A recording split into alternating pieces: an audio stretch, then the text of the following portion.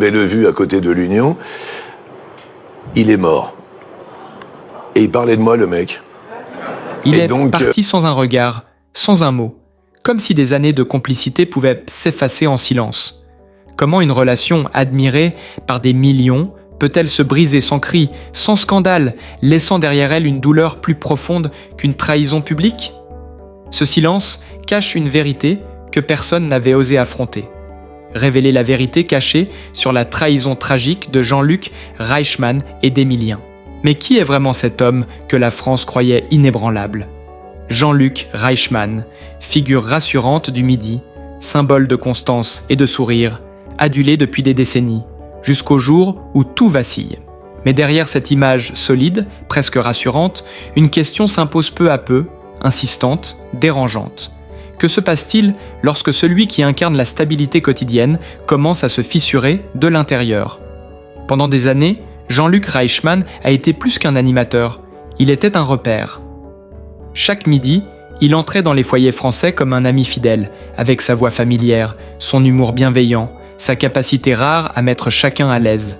Pour toute une génération de téléspectateurs, surtout celles et ceux qui ont traversé les décennies, les changements, les deuils et les reconstructions, il représentait une forme de constance dans un monde devenu instable.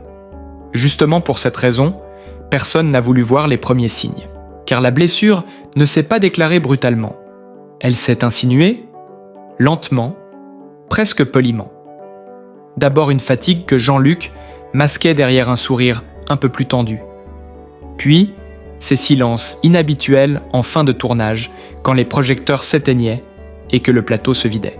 Certains membres de l'équipe ont parlé plus tard d'un regard absent, d'un homme qui restait assis quelques secondes de trop, comme s'il cherchait à comprendre ce qui venait de lui échapper. Rien d'alarmant en apparence, mais tout, en profondeur, commençait déjà à se déséquilibrer. La rencontre avec Émilien avait pourtant ravivé quelque chose en lui, une énergie nouvelle, presque paternelle. Face à ce jeune homme brillant, respectueux, d'une intelligence calme et méthodique, Jean-Luc s'était senti utile autrement. Pas seulement comme animateur, mais comme guide. Il l'encourageait, le protégeait, lui parlait en coulisses, avec cette douceur qu'on réserve à ceux en qui l'on projette beaucoup, peut-être trop. Et c'est là que la vérité commence à se brouiller. Car lorsque l'attachement devient asymétrique, lorsque l'un s'investit plus que l'autre sans le formuler, le terrain devient fragile. Ce qui a suivi n'a jamais été un clash. C'est ce qui rend cette histoire si troublante. Aucun mot plus haut que l'autre, aucune accusation publique, aucun règlement de compte. Seulement, une succession de petits décalages, presque invisibles. Une plaisanterie mal reçue. Une interruption interprétée comme une mise à distance. Un geste de complicité esquivé sans explication. Jean-Luc, fidèle à sa nature intuitive et affective, pensait que la bienveillance suffisait à réparer les malentendus. Émilien, plus réservé, plus intérieur, s'enfermait dans un silence qu'il croyait protecteur. Entre eux, quelque chose se fissurait sans que personne n'ose poser les mots. Pour Jean-Luc Reichmann, ce silence a été la véritable trahison. Pas un acte, pas une phrase, mais l'absence de dialogue. L'impression douloureuse d'avoir été tenu à l'écart, non pas rejeté frontalement, mais doucement effacé. Il l'a confié plus tard à demi-mot. Ce qui l'a blessé, ce n'est pas que l'autre s'éloigne, c'est de ne jamais avoir su pourquoi. Et cette ignorance ronge. Elle réveille des peurs anciennes, des doutes enfouis. Elle pousse à se demander si l'on a été maladroit, envahissant ou simplement naïf. À mesure que cette distance s'installait, Jean-Luc continuait pourtant à tenir son rôle. Chaque midi, il retrouvait son public, son rythme, son sourire. Mais à l'intérieur, quelque chose cédait. Les nuits devenaient plus courtes, le sommeil haché. L'appétit disparaissait. Des proches ont parlé d'un homme plus silencieux, moins présent, comme s'il portait seul un poids qu'il refusait de partager. Pour quelqu'un qui a toujours incarné la joie et la proximité, cette solitude était un choc intime. Il ne s'autorisait pas à aller mal, parce qu'il savait ce que les autres attendaient de lui. La crise n'a pas été spectaculaire. Elle a été sourde, insidieuse. Quelques hésitations à l'antenne, presque imperceptibles pour le grand public, mais lourdes de sens pour un professionnel de ce niveau. Des projets repoussés sans raison officielle. Une lassitude nouvelle face à des rendez-vous qu'il aimait autrefois. Ce n'était pas une chute, mais un lent glissement. Jean-Luc Reichmann a alors compris une chose essentielle, Continuer à faire semblant était devenu plus douloureux que de dire la vérité. C'est à ce moment-là que la parole a commencé à s'imposer comme une nécessité, non pour accuser, mais pour survivre intérieurement. Il n'a jamais cherché à exposer Émilien, ni à transformer cette histoire en scandale. Au contraire, il a parlé de lui, de son ressenti, de cette blessure discrète que beaucoup connaissent, sans jamais oser la nommer. La blessure d'un lien qui s'éteint sans explication, d'une relation que l'on croyait solide et qui se dissout dans le non-dit. Pour les hommes l'ifasaj, Itolil et les femmes qui ont déjà aimé, accompagné, soutenu quelqu'un sans retour clair, cette histoire résonne profondément. Elle touche à cette zone sensible où l'on réalise que même la bienveillance ne protège pas toujours de la solitude. Jean-Luc Reichmann, derrière l'image publique, traversait une crise silencieuse, existentielle, celle où l'on se demande ce que l'on représente vraiment pour les autres une fois que les rôles disparaissent. Et cette question, il ne l'a pas encore refermée. Et pourtant, à mesure que cette blessure silencieuse prenait de la place, une autre question, plus vertigineuse encore, s'est imposée à lui. Continuer ainsi, à porter seul ce poids invisible, était-ce vraiment possible ? Jean-Luc Reichmann n'a jamais été un homme de rupture brutale. Toute sa carrière s'est construite sur la continuité, la fidélité, la patience. Mais pour la première fois, il s'est retrouvé face à une vérité inconfortable. Certaines douleurs ne se résorbent pas avec le temps. Elles s'enracinent si l'on refuse de les regarder en face. Ce qui l'a le plus marqué, ce n'est pas seulement l'éloignement d'Émilien, mais la transformation progressive de son propre rapport au monde. Il a commencé à douter de gestes qu'il avait toujours posés instinctivement. Était-il trop présent ? Trop protecteur ? Avait-il projeté sur ce jeune homme une attente qui ne lui appartenait pas ? Ces questions revenaient sans cesse, surtout dans ces moments de solitude où le bruit du plateau laissait place au silence d'un vestiaire vide ou d'une loge trop calme. Jean-Luc, qui avait passé sa vie à parler, à animer, à relier les autres entre eux, découvrait une forme de mutisme intérieur qu'il ne reconnaissait pas. Les proches ont senti le basculement avant même qu'il ne le formule. Il écoutait davantage, parlait moins. Il évitait certains sujets, comme s'il craignait de laisser échapper quelque chose de trop intime.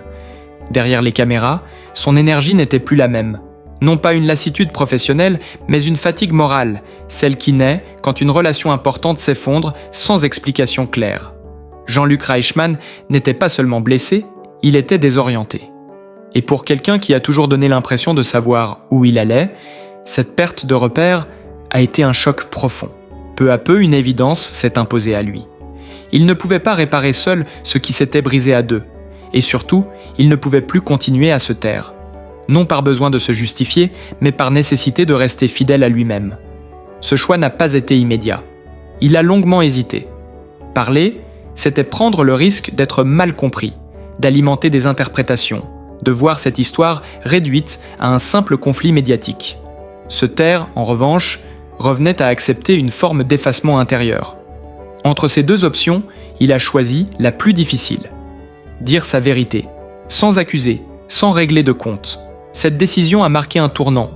Jean-Luc a commencé à revoir son rapport au travail, non pas en fuyant, mais en rééquilibrant.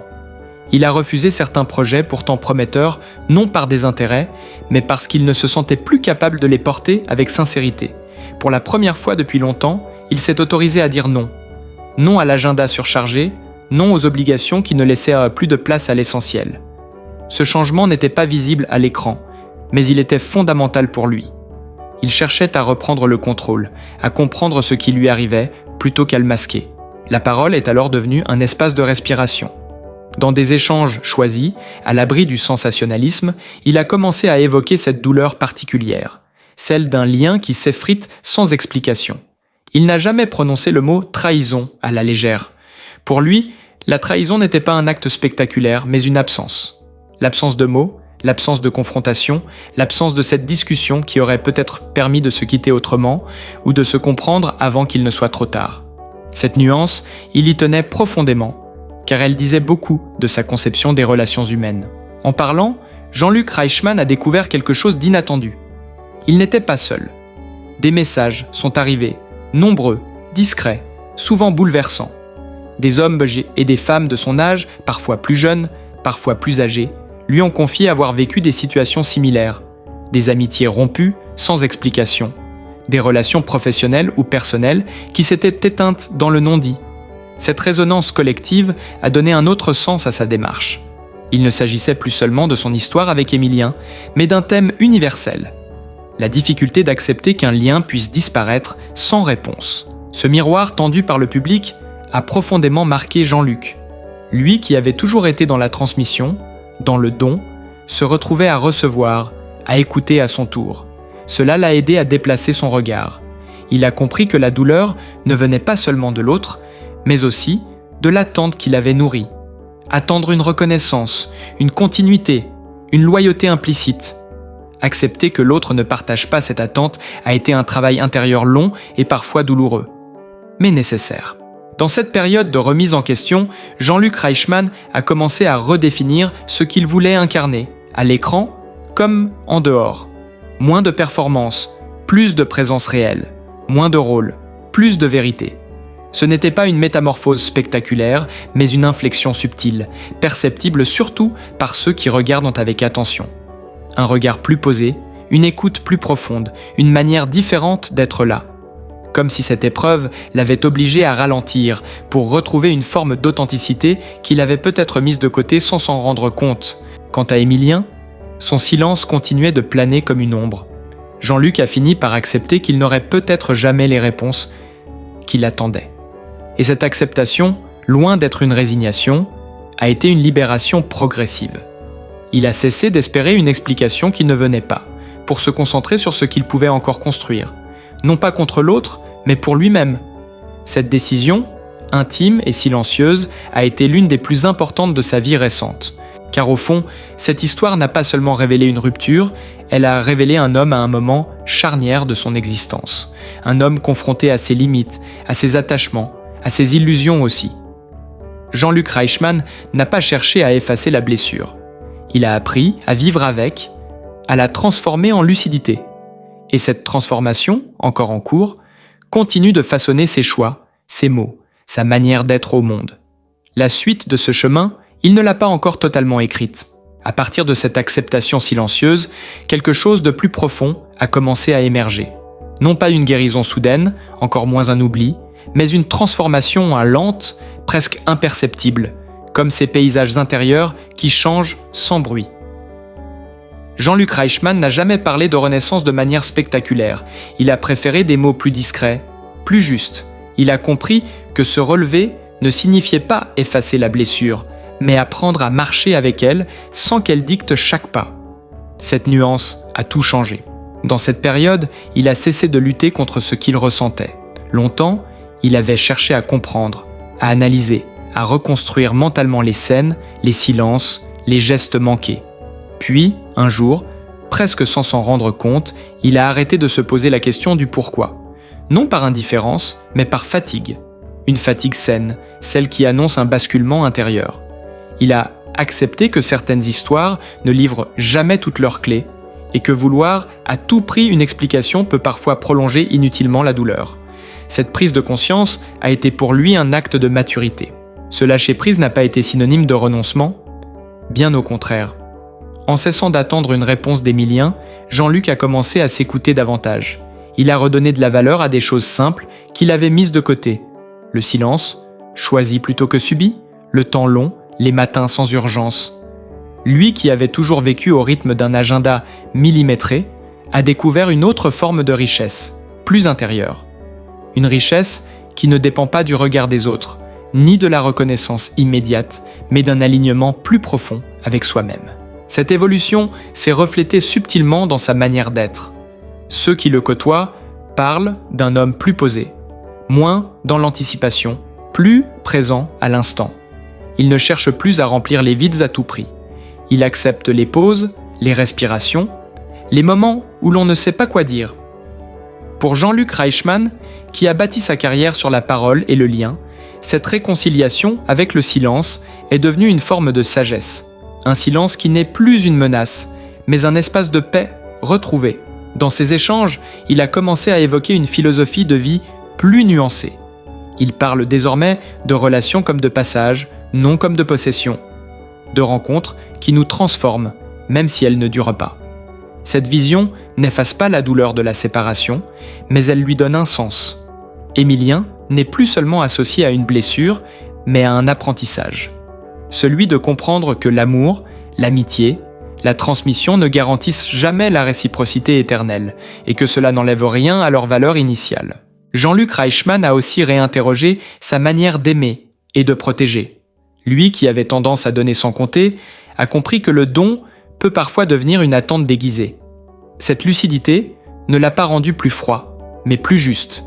Il continue de s'investir, de soutenir, d'encourager, mais sans projeter sur l'autre une responsabilité affective qui ne lui appartient pas. C'est une leçon qu'il a tirée dans la douleur, mais qu'il considère aujourd'hui comme essentielle à son équilibre. La notion de réconciliation a pris un sens particulier dans son parcours. Non pas une réconciliation au sens classique, visible, médiatisée, mais une réconciliation intérieure. Il n'a jamais cherché à réécrire l'histoire ni à la rendre plus belle qu'elle ne l'a été. Il l'a regardée telle qu'elle était, avec ses zones d'ombre et ses manques. Et dans ce regard lucide, il a trouvé une forme de paix. Il ne nourrit ni colère, ni rancœur. Il parle plutôt de gratitude pour ce qui a existé, même si la fin a été douloureuse. Cette posture, profondément humaine, résonne chez beaucoup de celles et ceux qui ont traversé des ruptures silencieuses. Dans cette phase de sa vie, Jean-Luc Reichmann semble avoir intégré une vérité simple mais exigeante. On ne maîtrise ni la durée, ni l'intensité des liens, seulement la manière dont on les habite.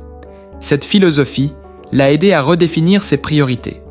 Il ne cherche plus à tout comprendre, à tout expliquer.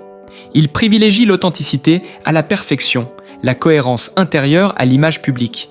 Cette évolution ne s'affiche pas comme un manifeste. Elle se devine dans les détails, dans les choix qu'il fait, dans les mots qu'il emploie avec plus de retenue.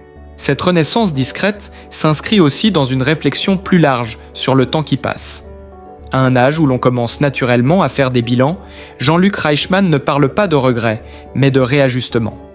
Il sait que chaque épreuve laisse une trace, mais il croit aussi que ces traces peuvent devenir des points d'appui plutôt que des cicatrices ouvertes. La blessure liée à Émilien ne disparaît pas. Elle se transforme.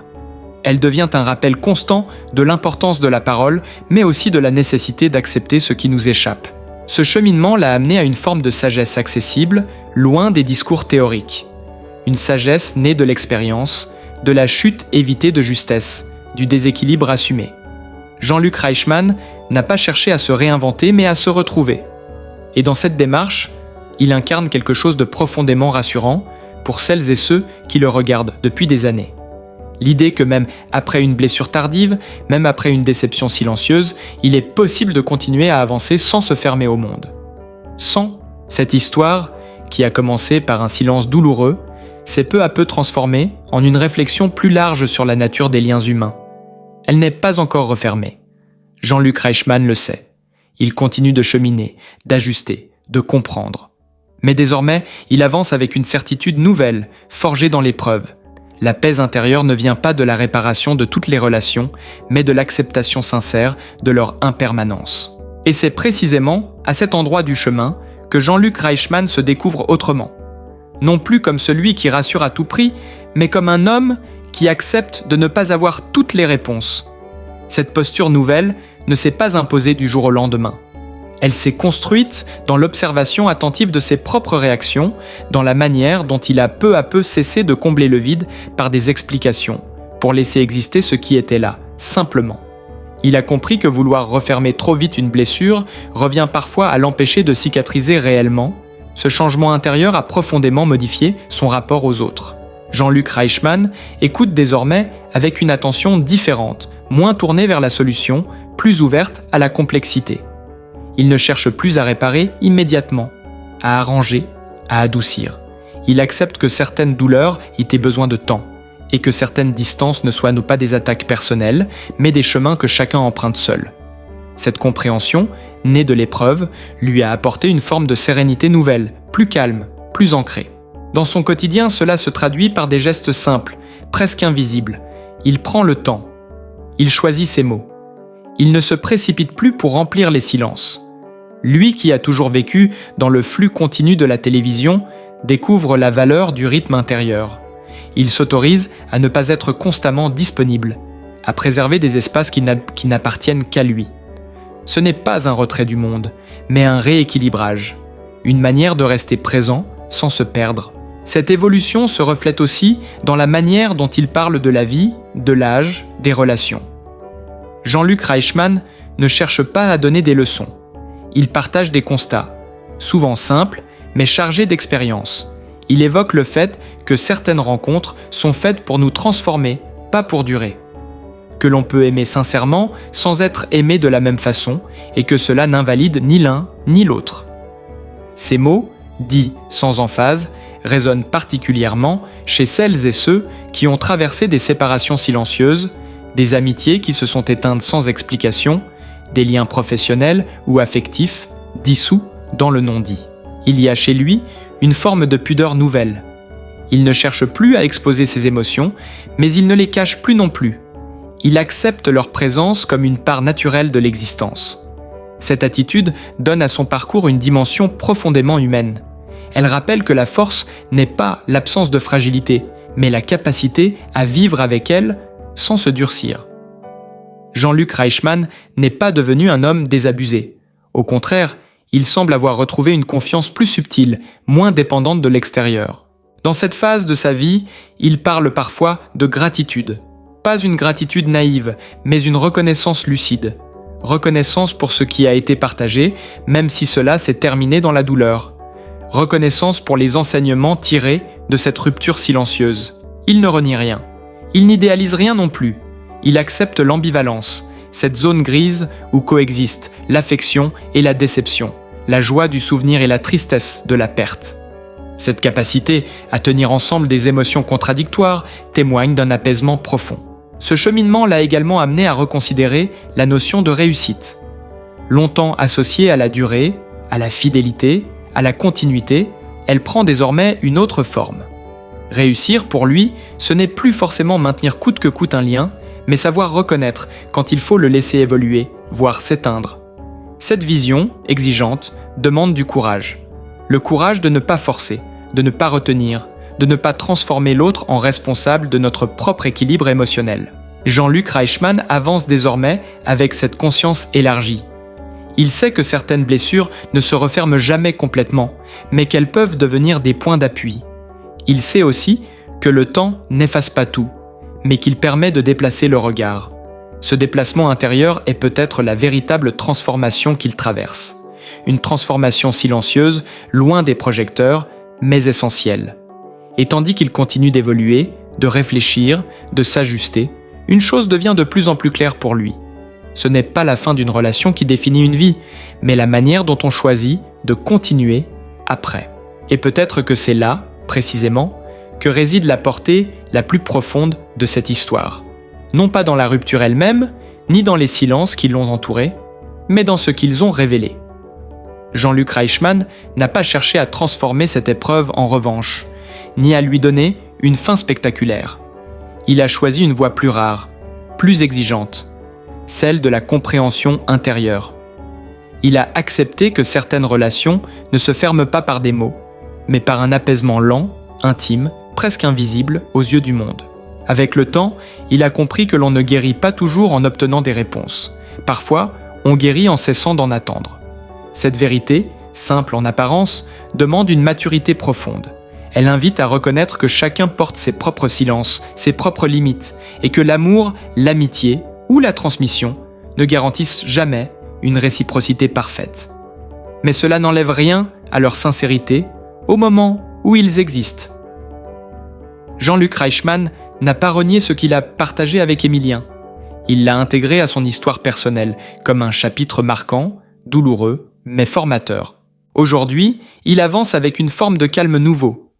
Un calme qui ne nie pas la blessure, mais qui ne s'y attache plus. Il sait que certaines rencontres ne sont pas faites pour durer, mais pour nous transformer. Et que la véritable paix ne vient pas de la réparation de tout ce qui a été brisé, mais de l'acceptation de ce qui ne pouvait pas être retenu. Cette philosophie, il ne la proclame pas. Il la vit simplement dans ses choix, dans ses silences désormais assumés, dans son regard plus posé sur le monde. Cette histoire nous rappelle quelque chose d'essentiel. Le silence n'est pas toujours une faute, mais il peut devenir une douleur lorsqu'il n'est pas partagé. Elle nous invite aussi à nous interroger sur nos propres liens, sur ces relations que nous avons parfois laissées s'éteindre sans mots, par peur, par fatigue ou par incapacité à dire l'essentiel. Que faisons-nous nous-mêmes face à l'éloignement? Cherchons-nous à comprendre, à retenir ou à accepter? Jean-Luc Reichmann n'a pas trouvé toutes les réponses, mais il a trouvé une manière de continuer, sans amertume, sans reniement, avec une lucidité apaisée. Et peut-être est-ce là la plus belle leçon de cette traversée? Accepter que certaines douleurs ne disparaissent pas, mais qu'elles peuvent devenir des lieux de croissance intérieure. Des espaces où l'on apprend à aimer autrement, à écouter davantage, à vivre avec plus de douceur envers soi-même et envers les autres. Si cette histoire vous a touché, si elle a fait écho à votre propre parcours, n'hésitez pas à partager votre ressenti en commentaire. Vos expériences, vos silences, vos reconstructions comptent aussi. Et si vous souhaitez continuer à explorer ces récits humains, profonds et sincères, pensez à aimer cette vidéo et à vous abonner à la chaîne. Ici, chaque histoire est une invitation à mieux comprendre les autres, et peut-être un peu plus soi-même.